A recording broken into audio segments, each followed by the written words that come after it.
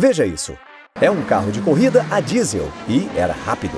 Em 2006, a Audi decidiu que o diesel não era um combustível do diabo e imaginou que ele poderia ser a receita para um carro das 24 horas de Le Mans que fosse veloz e eficiente. E era. Eles criaram um monstro, um motor V12 turbo diesel de 5,5 litros. Ele produzia torque suficiente para fazer a Terra girar um pouco mais rápido. Bem, eu acho que eu inventei isso, mas era rápido.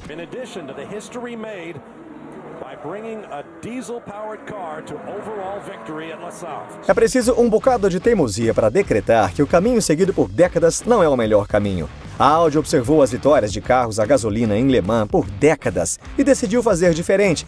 É o que os grandes inovadores fazem e a Audi é um deles. Quero ver o que vão fazer na Fórmula 1. E não é que eles realmente precisassem inovar. As equipes da Audi já venciam por anos. A série R8 de protótipos venceu Le Mans em 2000, 2001, 2002, 2004 e 2005. E em 2003 foi superada pelo Bentley Speed 8, um carro de visual bem legal, que essencialmente era um Audi modificado. E sim, o esportivo de rua R8 ganhou o nome do carro de corrida, e não o contrário. Então eles não estavam exatamente batalhando, mas para o R10, a evolução do R8, ficaram um pouco malucos. Mas por que, se os motores a gasolina funcionam muito bem? Primeiro, os motores a gasolina podem girar mais alto, então podem gerar potência maior em alta que os motores a diesel. Os motores a gasolina também são relativamente leves, com isso giram mais rápido e são mais responsivos para os pilotos. E eles também permitem aos engenheiros manter todo o conjunto mais leve. Motores a gasolina também são bastante compactos e num carro de corrida é complicado fazer tudo se encaixar. Um motor menor permite aos engenheiros montá-lo mais baixo no carro e distribuir melhor o peso, ao mesmo tempo em que concede maior liberdade para a aerodinâmica.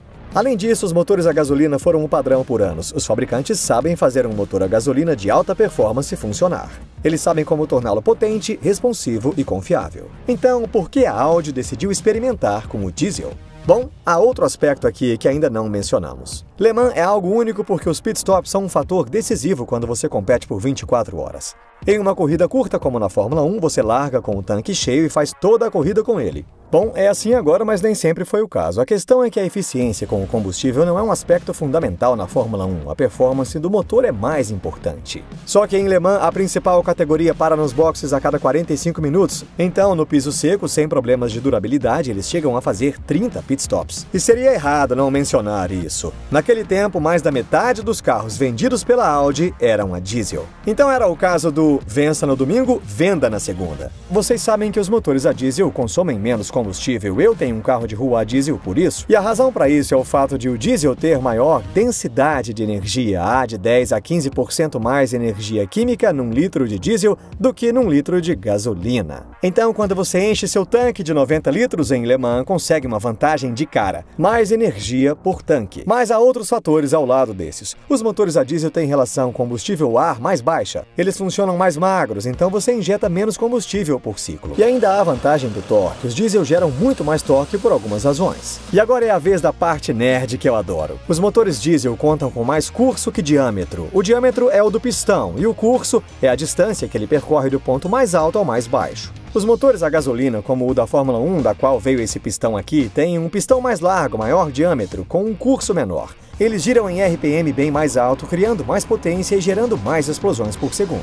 Mas porque o diesel é mais espesso e queima mais devagar, você normalmente concebe o motor com cursos maiores. Assim você empurra o pistão mais longe a cada ciclo, gerando mais torque. Duas formas de gerar força, mas também há desvantagens nisso. Eu vou explicar. Os motores a diesel não têm velas. Eles queimam o combustível pela compressão, então comprimem tanto o ar que ele atinge temperaturas de 550 graus Celsius. Quando o diesel é injetado, ele queima imediatamente. Só que isso exige pistões mais resistentes. As bielas têm de ser mais fortes e, mais importante, o bloco do motor tem de ser mais resistente. Então é preciso usar materiais mais pesados ou espessos, e assim o motor fica mais pesado. Motores a gasolina contam com blocos de alumínio, mas diesels têm que usar pesados blocos de ferro. E há outra desvantagem, por causa dessa compressão maior e do curso mais longo, os pistões são mais pesados e precisam trabalhar mais a cada ciclo. Então os diesel normalmente não giram tão alto quanto os motores a gasolina. Se fosse o caso, os pistões explodiriam. Por causa da aceleração a que o pistão é submetido, seu peso efetivo seria de várias toneladas. o que o levaria a se destroçar. Mas a Audi concluiu que a maior eficiência compensaria essas desvantagens e partiu para projetar seu motor. E ele era épico. Um V12 5.5 litros, biturbo, diesel. Embora a Audi tivesse vários carros de rua com motores a diesel de grande centimetragem cúbica na época, preferiu partir do zero. O primeiro passo lógico era o bloco de cilindros. Nos primeiros esboços seria usado ferro fundido, depois usinado, mas o projetista-chefe do carro achou que ficaria muito pesado. Então a Audi desenvolveu uma liga própria de alumínio e silício para o bloco. E usando esse material, foi capaz de criar um bloco mais leve e resistente, ainda mais pesado que um bloco a gasolina, mas mesmo assim um avanço importante. Eles empregaram um sistema de injeção de combustível da Bosch, que jogava o diesel nos cilindros a 23.000 PSI, 1.600 bar. Para conseguir o impulso extra, a Audi optou por 2 turbos, um em cada bancada de cilindros. Como esse era um motor em V e os escapamentos saem das laterais de cada cabeçote, combiná-las em uma só para alimentar uma turbina única não faria sentido. Usar 2 turbos fez com que fossem montados mais baixos nas laterais do carro, abaixando o centro de gravidade e mantendo a traseira do carro mais esguia. Depois de 10.000 milhas de testes no dinamômetro, o motor chegou a Le Mans com 650 cavalos, tornando-se o mais potente do mundo para as suas dimensões. Mas esse não é o número impressionante, e sim os 1.100 Nm de torque, o que é muito. O carro da NASCAR, que disputou o Le Mans este ano, sobre o qual falamos em outro vídeo, também era potente e gerava 850 Nm. Nós fizemos um vídeo só sobre esse carro insano, confira no final desse vídeo. Mas o Audi gerava 1.100 Nm de torque e o melhor é que o motor produzia 80% deles das 2.000 RPM até a zona vermelha de 6.500 RPM. O que é muito baixo se comparado aos carros a gasolina daquela época, que alcançavam 12.000 RPM. Isso significa que eles podiam sair das curvas como nenhum outro, e usando qualquer marcha. A Audi combinou o motor a um chassi super leve que ela projetou e desenvolveu com a ajuda da Dallara, que faz os carros da Fórmula Indy e Fórmula 2, entre tantos outros. E a Audi instalou o motor o mais baixo e avançado possível no chassi, levando o carro a ser o protótipo aberto de Le Mans de aparência icônica daquela era. Mas a chegada do carro alemão não foi inteiramente popular. A ideia de trazer um diesel para uma prova icônica era muito recente, e nem todos gostaram disso. Especialmente com a Audi fazendo estardalhaço e falando na vitória geral.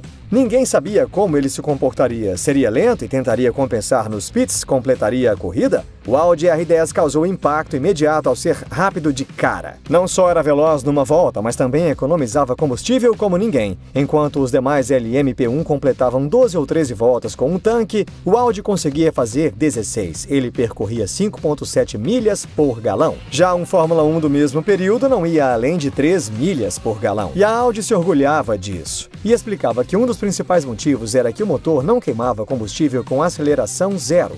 Eu vou explicar. Num carro de corrida é bastante normal ver chamas saindo pelo escapamento. Esse combustível não queimado é cuspido pelo motor quando se tira o pé depois de uma reta longa. É bem divertido de fazer, mas não muito bom para a eficiência de combustível. Mas o diesel do R10 não fazia isso, já que controlava a potência pela quantidade de combustível injetada.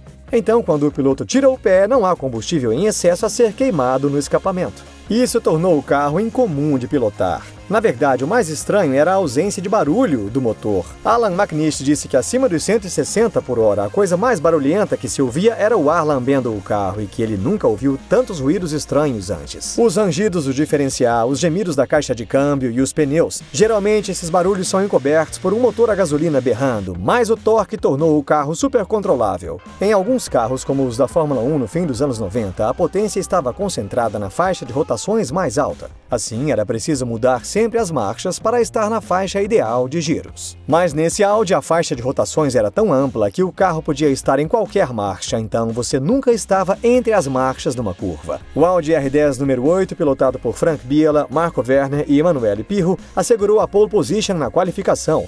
Essa foi a primeira pole conquistada por um carro movido a diesel em Le Mans. Mas, durante a corrida, nem tudo correu exatamente bem. O carro 7 sofreu com problemas de câmbio e embreagem provocados pelo torque que essa coisa gerava. Mas o carro 8 se mantinha incrivelmente confiável. E não apenas dominou a corrida e venceu por imensa margem, como também quebrou o recorde de voltas percorridas nas 24 horas de Le Mans, com 380. Tom Kristensen quebrou o recorde do mais longo stint num protótipo LMP1, completando 16 voltas com 90 litros de combustível. Estava claro que a escolha do diesel era uma ótima ideia e para o ano seguinte a Peugeot se apresentou com seu 908 HDI. Ele era ainda mais rápido, encarando a luta com a Audi, mas aí os organizadores viram uma imperfeição nas regras. Para limitar o consumo de combustível, criou-se um limite na capacidade máxima do tanque, o que colocava os carros a diesel em grande vantagem devido à densidade energética de seu combustível. Então eles começaram a reduzir o tamanho dos tanques dos carros a diesel nos 2 anos seguintes.